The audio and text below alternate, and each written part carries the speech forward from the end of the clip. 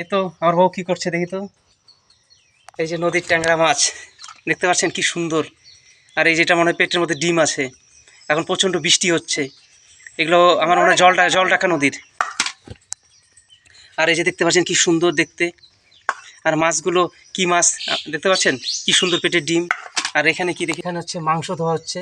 ওই দেখছেন তো মাংসের লেগ পিসটা বড়, আর ওই যে পাটা, এটা কিন্তু বেশ খেতে ভালো লাগে।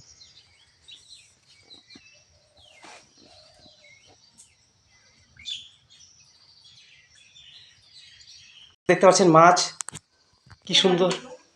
দেখতে পাচ্ছেন মাছ, মাছের মাথা। আর এই দেখতে পাচ্ছেন কত ডিম মাছের।